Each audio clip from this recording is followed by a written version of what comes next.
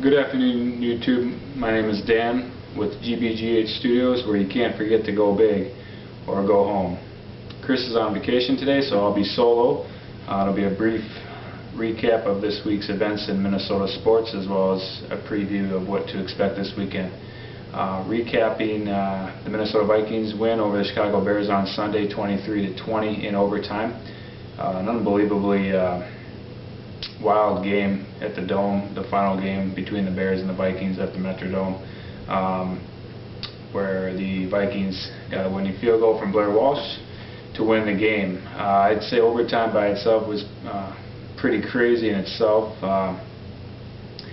The two teams, probably the two best field goal kickers in the NFL, Blair Walsh and Robbie Gould, both missed in overtime before Walsh got another opportunity and sent the Vikings to a 3-8-1 record in thrilling fashion. The Vikings did have to come back and rally from 10 points down in the fourth quarter to tie the game. Matt Castle, as you all know, came in relief of Christian Ponder, who suffered another concussion, and on a 4th and 11 in the fourth quarter, late in the game, where the Vikings needed to convert deep in their own territory, Matt Castle found Jerome Simpson, and the Vikings drove down the field and tied the game at 20 before the overtime. So a crazy game. Audie Cole stayed and played in the second half. He was amazing, and he has definitely been huge in the middle, in relief of Aaron Henderson, who really hasn't gotten it done in the middle. But Audie Cole has looked pretty good in these last couple of games at Green Bay and then with the Bears, and we should see him again this weekend in Baltimore. Adrian Peterson was amazing, 211, and as far as his rushing yards, and definitely a beast against the Bears. So Vikings win 23-20 and move to 3-8-1. Upcoming, as I mentioned, they play the Ravens in Baltimore. The Ravens are a much different team at home. They're 5-1 at home versus the road, where they're 1-5. So they're at 6-6. And they need a win to stay alive in the AFC playoffs. But the Vikings should give them a game. Vikings are playing pretty well. Matt Castle will start in relief of Ponder, who still hasn't passed his concussion test, according to the coaching staff. So it will be Matt Castle on Sunday, and just looking forward to the game. If they can keep it close, I think they can steal in the fourth quarter. But I do think Baltimore will end up winning the game, because they do need it more, and Baltimore is really good at home. So go Vikes this weekend. See, we got 4 games left. We go to Baltimore, then we got the Eagles at home, then we go to Cincinnati, and then host the Lions. Again, I'll be at to close out the 2013 season and to close out the Metrodome. So looking forward to that. The Gopher football team was at Michigan State this past weekend, and just again couldn't get anything done offensively, which isn't a surprise. Michigan State, one of the best defenses in the nation, but the Gophers defense kept them in the game and played their second consecutive strong game on defense. But Michigan State ended up winning the game 14-3. So we'll see where the Gophers go. They finish 8-4, which is an improvement from last year. So they've continued to improve the past 3 seasons.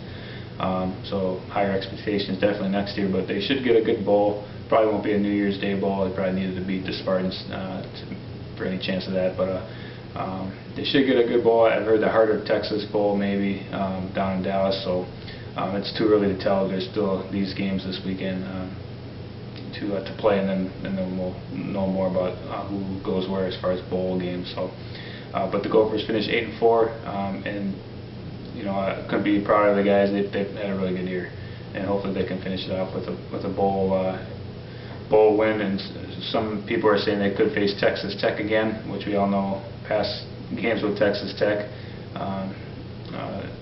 So we'll see what happens. It's, like I said, it's too early to kind of predict where they're going to go, but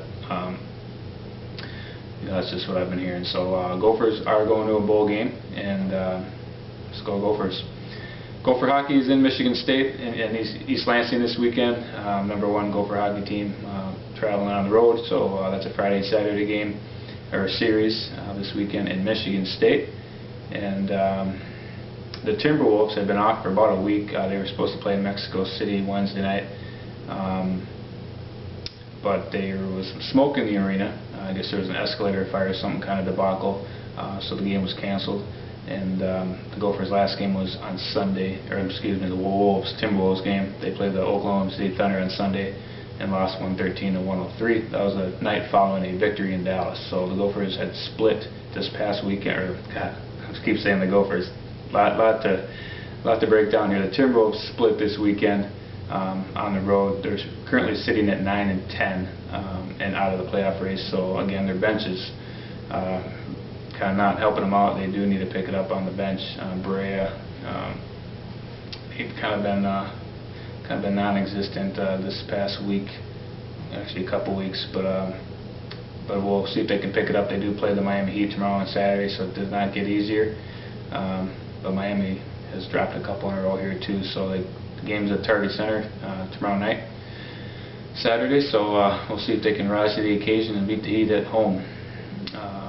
The Wild are playing well. They have won 2 in a row here this week, both games at the XL Energy Center. They beat the Flyers 2-0 on Monday night, and then just last night, Thursday, beat the Blackhawks in a game they led 2-0, fell behind, and then scored 2 late goals in the last 5 minutes and change to win that game in regulation. Pretty impressive. Both Brodin got a power play goal to tie the game, and then Scandella let a wrister fly from the perimeter and beat Crawford for a 4-3 win. So 2 defensemen scoring there at the end, which is pretty good. So while they're 17-8-5 right now through 30 games, currently at 6 in the Western Conference, very competitive Western Conference in the NHL. So if they can just keep kind of holding serve at home and taking some on the road, they should be in good shape for the playoffs. You know, we're not even halfway through the season yet, but the Wild are definitely looking better than they were at the end of last year, and much stronger on defense, and just all around. They're getting some scoring from other guys, and a couple of power play goals last night. So no complaints for the Wild. They're getting it done, especially at home, and hopefully they can continue. They do play Columbus tonight, which is Friday, and hopefully they can win that back-to-back and continue their dominance over the Blue Jackets. So I think that's about it. Vikings again in Baltimore this weekend. My prediction is going to be Baltimore 24, Minnesota 17, and we'll see what happens. So stay tuned to your Minnesota sports. I will mention that the Twins did sign Phil Hughes and SKOL from the Dodgers, and 2 pretty decent free agent signings for the Twins, the 2 largest signings in Twins history. SKOL got a 4-year deal for $49 million, and Hughes got a 3-year deal for $24 million.